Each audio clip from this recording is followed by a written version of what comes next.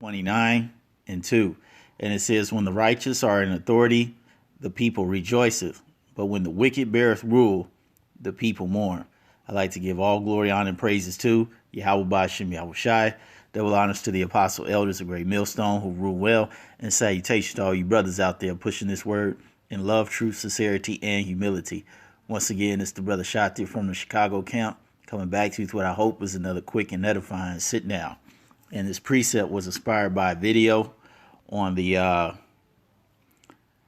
Epic Economist YouTube page. I highly suggest, if you're not subscribed to this page, that you do. It's, for me, it's probably one of my top 5, of alternative media sites that I listen to. Always excellent material, spot on, always a great commentary. And the video was entitled, Americans have never been more dissatisfied with how the country functioning that they are. Americans have never been more dissatisfied with how the country is functioning than they are right now. Okay, it just forgot the to be in there. Okay, yeah. And the video's almost 16 minutes long, but I'm just going to play, for the most part, the last minute of it. Okay, and this is going to tell you why the people are mourning. In view of all this, it's perfectly comprehensible why Americans are feeling so pessimistic about the future of the nation. All of our institutions seem to be crumbling before our eyes, and the foundation of our economy is greatly shaken. The more authorities fail to properly assist our workers, the longer this painful recession will stretch. If you thought we were entering brighter days in 2021, we're sorry to say that everywhere we look, there is still gloominess on the horizon. If you enjoyed this video, you will probably also enjoy Michael Snyder's latest book, Lost Prophecies of the Future of America, now available on Amazon. Feel free to share your thoughts. Hey, 88%. Basically, you got 90% of America is dissatisfied with how things are going. That means out of so-called 350 million people, there's only 35 million people who are actually okay with how things are going. And I guarantee you it's more than 88%. But this just goes to show you how, once again, in Proverbs 29 and 2, when the righteous are in authority, the people rejoice. But when the wicked beareth rule, the people mourn. And why are the people mourning? Is because they know that America is done. This place is finished. There's no amount of help that anybody can do. There's no amount of stimulus packages that you can produce that is going to make America great again, that's going to unite the country and bring America back to the way it used to be. That's why it also says, howl for her, take balm for her. We would have healed Babylon, but she can't be healed. I believe that's in Isaiah. Okay. Or is it in... Oh, it's in Jeremiah 51. Sorry about that. Jeremiah 51 and...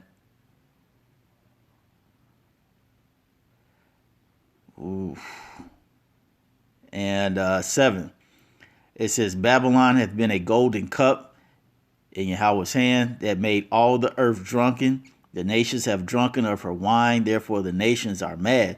And the nations got drunk off this witchcraft of Edomite supremacy, okay, supposedly free market capitalism, fractional reserve lending, YOLO, do whatever you want to do. Okay, all the people have taken part of this. And now it's come to the point where they got that Galatians fever going on. All right. Be not deceived, for the Most High is not mocked. For whatever a man soweth, that shall he also reapeth. Okay, this is what you have going on. And this is why the people are mourning, because now they know that this place is done. And it says, Babylon is suddenly fallen and destroyed. This place is through. It says, howl for her, take balm for her pain. If so be, she may be healed. It says, we would have healed Babylon, but she is not healed. How? Quantitative easing. All right. You got Joe Bizzle about to pass, I think it already did, a $1.9 trillion stimulus package, which is only going to increase the hyperinflation,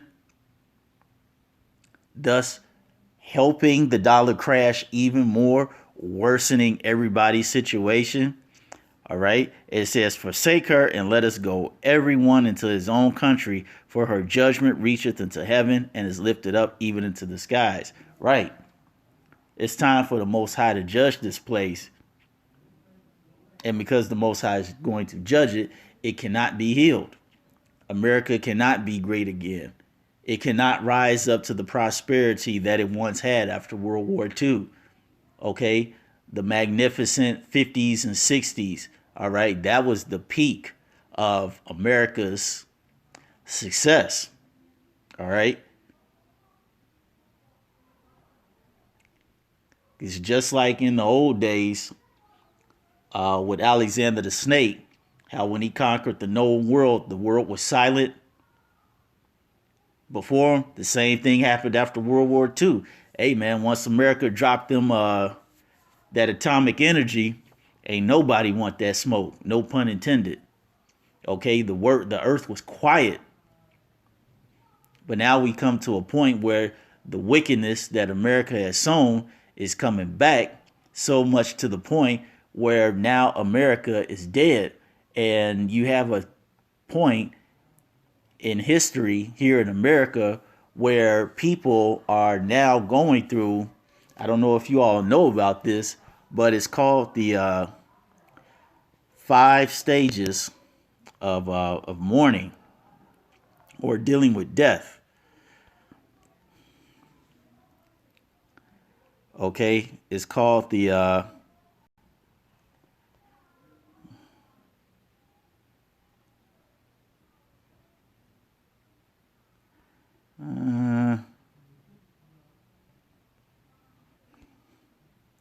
now this is not in any type of order, but hopefully you can kind of see this. Okay, you have denial.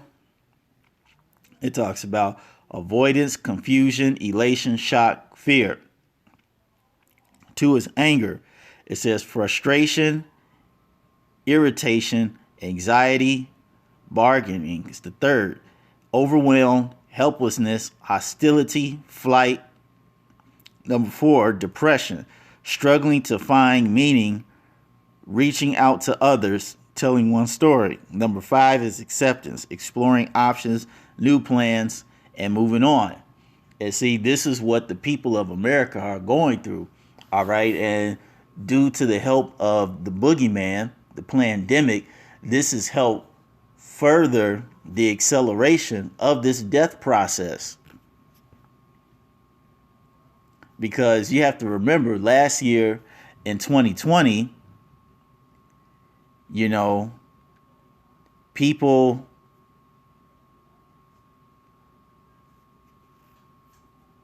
just kind of took it upon themselves to say, okay, we're going to do what's best for the people.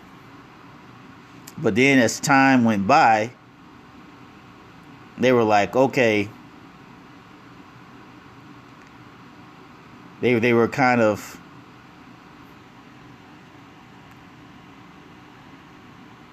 in denial that this is really happening. And when you go through these stages, it's not to say you go through all of them in order, or you can't regress back to one or the other. But I'm just letting you know that this is what America is going through. All right, denial, because people were just like, I can't believe they're shutting everything down. What's going on? Why is the government doing this? Well, I think they know what's best for us, so we'll just agree with it. Even though I can't believe it's happening or that it happened, we'll just go with the flow. And then as time went on,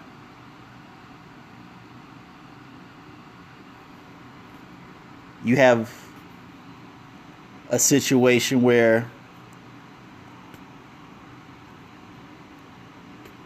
people are getting angry because rent is starting to come and they're behind. Okay? Restaurant profits are going down. No money's coming in. Men's wives are leaving them. Women can't grab all these simps like they used to. Now you got a situation where OnlyFans is getting saturated with thoughts and prostitutes. All right, jobs are not coming back. So folks are kind of getting angry, like, what the hell, man? I thought you all were on our side. And that's why the scripture says to never trust thine enemy. As iron rusteth, so does his wickedness. And that's in Ecclesiasticus, I believe, was it 39? If my memory serves me correctly. I could be wrong. But it's in 12. Ecclesiasticus, sometimes referred to as Sirach, 12 and 10. It says, never trust thy enemy, for like as iron rusteth, so is his wickedness. And you have over 350 million people that trusted their enemy, who probably didn't even realize that the so-called government and the elite ruling bankers, who are Edomites, are their enemy. That's why the scripture also says, okay, woe to them that make flesh their arm. And you also have the other one, woe to them that go down to Egypt for help. Okay, Jeremiah 17 and 5. And it says, thus saith Yahweh, cursed be the man that trusteth in man, okay, trusting in the government, the enemy, and maketh flesh his arm, depending on the government for your daily bread, especially you Israelites. In the Lord's Prayer, it clearly says, give us, Lord, give us, Yahweh, our daily bread, the knowledge, wisdom, and understanding of this truth, and our physical bread. A little bit of money here, a little bit of food here, a place that we can rest our head, and we're okay. Just get us through the day. And as the scripture says, hey, tomorrow got its own worries. Okay?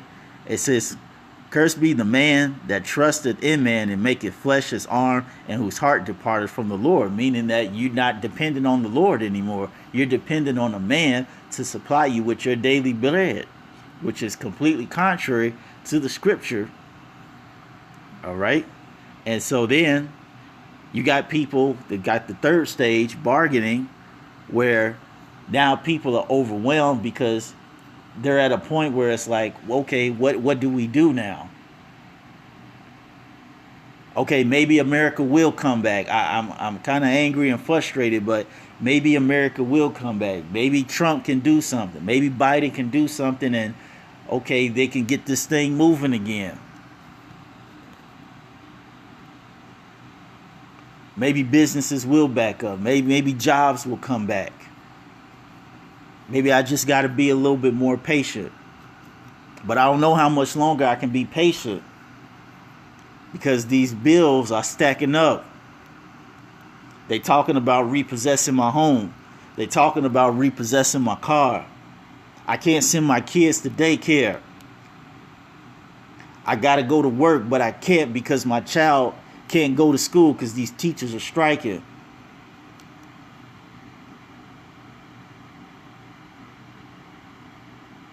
You got a lot of things going on inside of people's minds because they're trying to cope with what's going on. Trying to make excuses, hoping that things will get better. but they're not. And so that's why we have a situation now in America where depression, which is the fourth stage, where people are depressed in a way I've never seen in my entire life. And I'm 40 years old. I'll be 41 this year. And I have never seen the amount of depression and sadness and just lifeless, just the lifelessness of just people. They're just, it's like just animated flesh. It has no soul, no life in it whatsoever. All right? And even the scripture talks about that. About how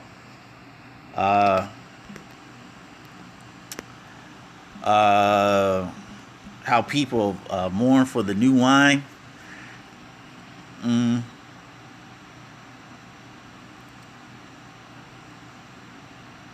Yeah, Isaiah.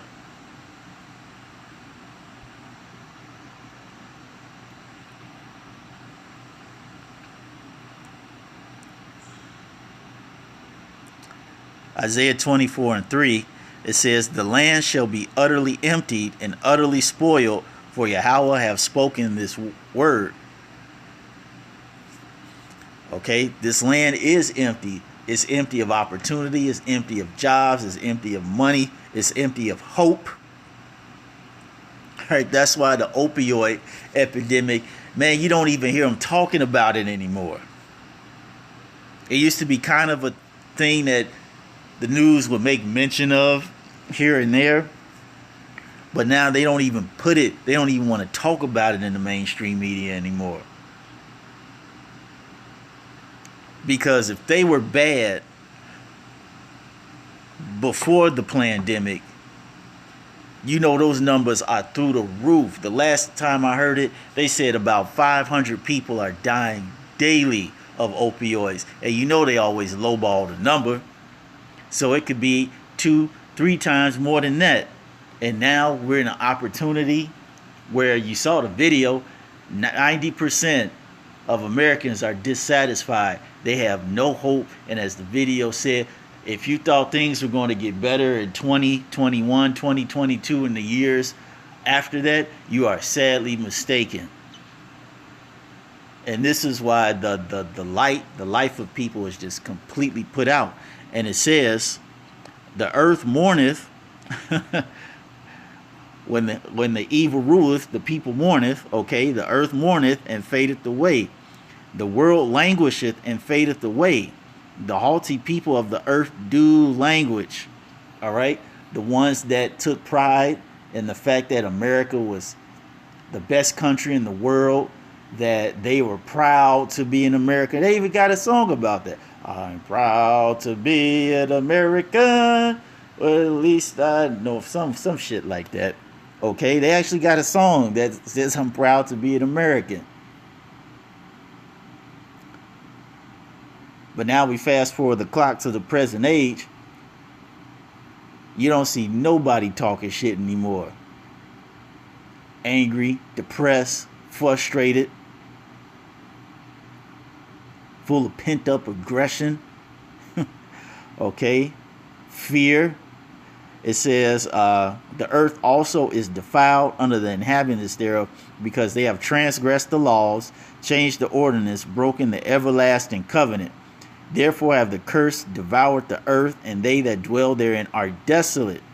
Therefore the inhabitants of the earth are burned, and few men left." Now that's talking about the missiles. But it says, verse 7, "The new wine mourneth, the vine languisheth, all the merry-hearted do sigh." Why? Because they're depressed, because there's no hope. They don't see any light at the end of the tunnel.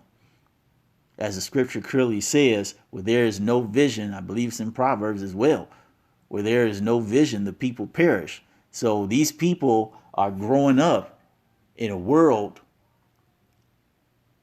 that they don't see any way of getting out. They don't see any way to possibly prosper. And it's bad on both ends of the spectrum. The old people, because they can see the transition from the glory days to now. But you got the youth, they have nothing to compare it to. They was born in shit, and as far as they know, they're gonna stay in the shit. Because the America that they heard of, that they read of, that was spoken about by their parents and their grandparents and great grandparents, that stuff is gone. It's never to return. All right. And it says that there is a crying for wine in the streets. All joy is darkened. The mirth of the land is gone. Right. People are they can't even keep liquor on the shelves in these stores. Folks are trying to find a way to mentally and spiritually cope with the gravity of the situation. But because they're not rooted in Yahweh Bashem Yahweh Shai, all right, they're not built to cope with it. So they're trying to find any fleshly means just to get through 1 second of the day. And the only way a lot of people know how to do that is through vice, wine, heroin, cocaine, opioids, acid, PCP, you name it. Folks are trying to do every drug under the sun to just have a brief moment of relaxation, a moment where they don't have to worry about, am I going to pay my bills? Is my car going to be repossessed? Is my job about to go away? It says, in the city is left desolation, and the gate is smitten with destruction. All right? You have great poverty, great hopelessness, great famine, great disease. Morale is at an all-time low, and this country is more divided than it's ever been in its entire inception. And see, then you have the $1 billion campaign to bring the world to acceptance, which is that new world order. You know what? Everybody, let's go ahead and get the boogeyman so we can all unite and be together. Let's just drop our differences. We all know that America is bad, but we can rise up. You seen that corny ass Jeep commercial. We need to drop our differences to come together so we can make the United States and the world a great place again.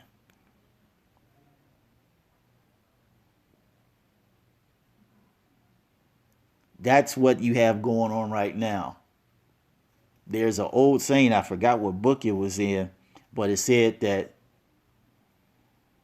the people are not going to ask for a new world order. They're going to beg for it. Basically accepting the fate of the United States and the world. That's what you have going on right now. And when that point comes where the people finally accept what's happening in this world, then lights out. It's time for the Lord to come back. That's why it says that in Job, you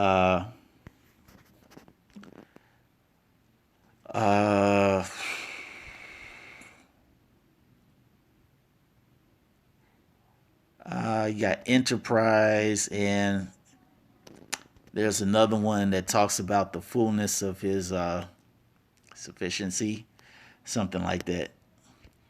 Job 5:12.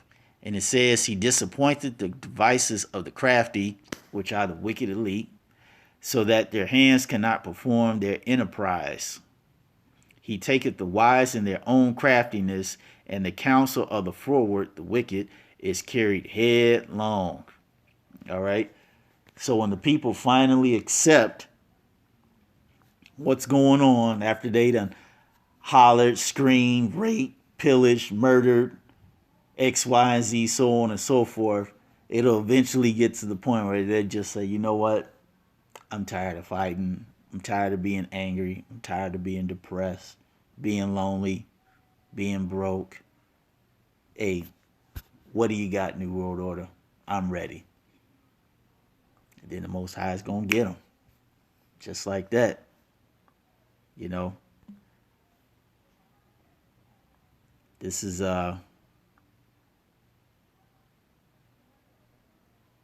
This is what we have going on right here. And I can't remember what I thought of that made me think about this, or what video I've watched, but the way Americans are dealing with the death of their country is the same way that we all deal with grief, especially when someone passes away. So that's all I wanted to say on this. Is one of my longer videos, but nonetheless, I hope you all were edified. And until the next time, we're going to say Shalom.